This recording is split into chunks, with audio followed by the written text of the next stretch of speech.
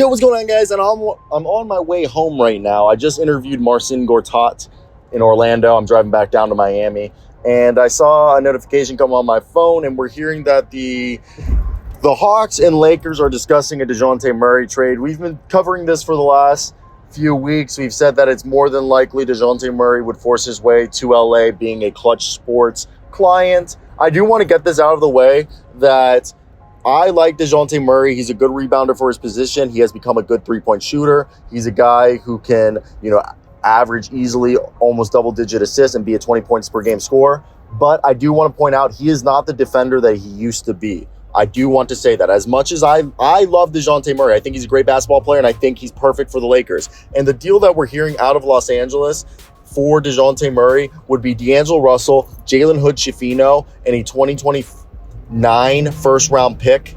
And the talks have stalled since then, but they're expected to pick up closer to the deadline. Basically, the Hawks want 2 first-round picks. The Lakers are saying, look, we got only 1 first-round pick, and in return, we'll give you Jalen Hood-Schifino. But the Hawks are going, hey, we could have drafted Jalen Hood-Schifino, and instead we got Kobe Buffkin. So maybe you go around and you find us a different pick or player, something along those lines. I personally would not be surprised if this deal ends up being like D'Angelo Russell and Jackson Hayes to the Hawks, while Jalen Hood-Schifino and maybe like Maxwell Lewis or Max Christie are packaged to another team for a first-round pick. So a team gets what the young assets from the Lakers and sends a pick to the Hawks.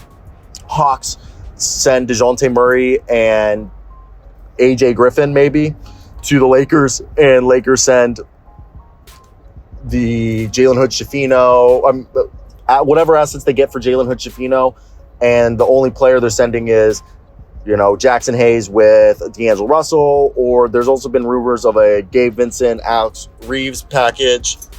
So for me, when I look at this, I think the big thing with Dejounte, and then we talked about it right here, was Dejounte Murray is a guy that definitely is talented. He's going to improve the Lakers in multiple facets of their game. But I even asked the AtlantaHawks.com writer Kevin Schonard if he had any thoughts on why Dejounte Murray's defense fell off a cliff, and he literally goes, no idea. But his defense in the second half of the Spurs game was scandalous, which is true. But my boy Aaron Barton said, I think the big thing is with him is that he was always a good guy who filled out the stat sheet. And I think he was a good point of attack defender before the ACL injury. I think the ACL injury took a little bit of that athleticism that made him great.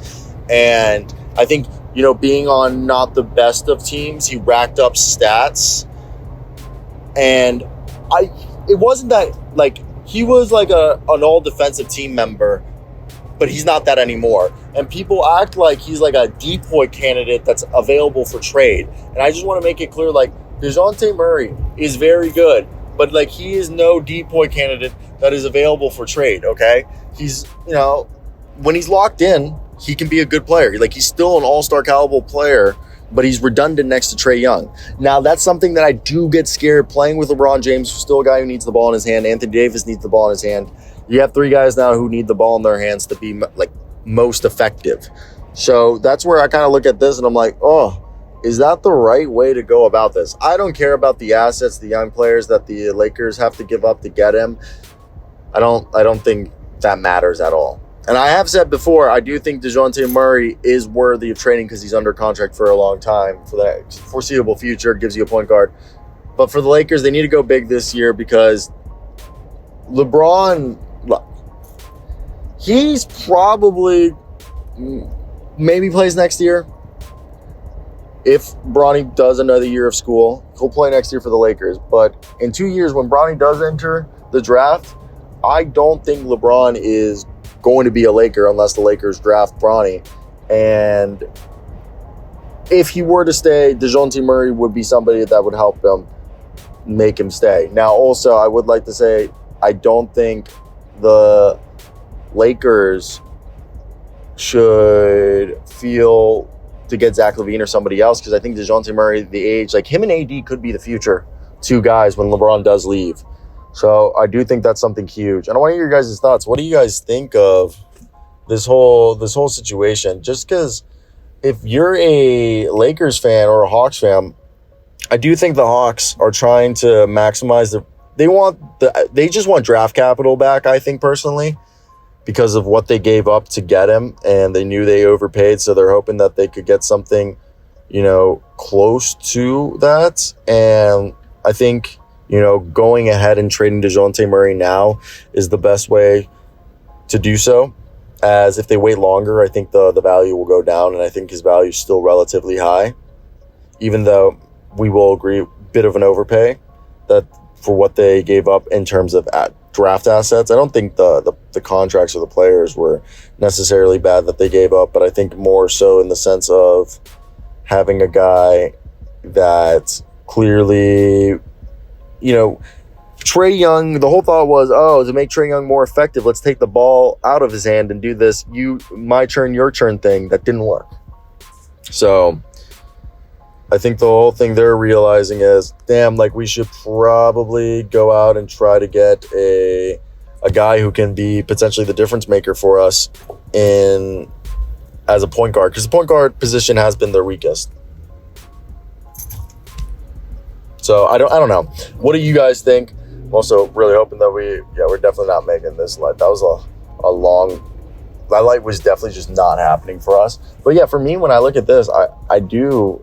It's not like I'm surprised, but you sit here and you think, okay, it makes sense that the Lakers would want to do this. And long term, I don't think the Lakers will get robbed asset wise. I think the people who could get screwed asset wise are the Hawks. Aren't going to recover what they gave up. That's a fact. Hawks will not recover the assets that they gave up for Mr. Dejounte Murray. Now, I think the biggest thing with Dejounte is believing that you could theoretically get that's where I guess it's just difficult. It's just difficult. Maybe Patty Mills could be involved in the deal. I have no idea, man. It's hard for me to see the Hawks parting away without getting multiple draft picks. That's my whole thing. I think they do want the multiple draft picks. That's their big thing. So I do wonder how that will go about, as I definitely think it's an interesting sort of situation for this team. But yeah, that's basically going to be my thoughts for today. I hope you guys did enjoy today's video. Like, comment, and subscribe. Oh my God, I'm supposed to be taking a right here, and that's just not happening. I thought I was taking a right, but no, I thought I was taking a left.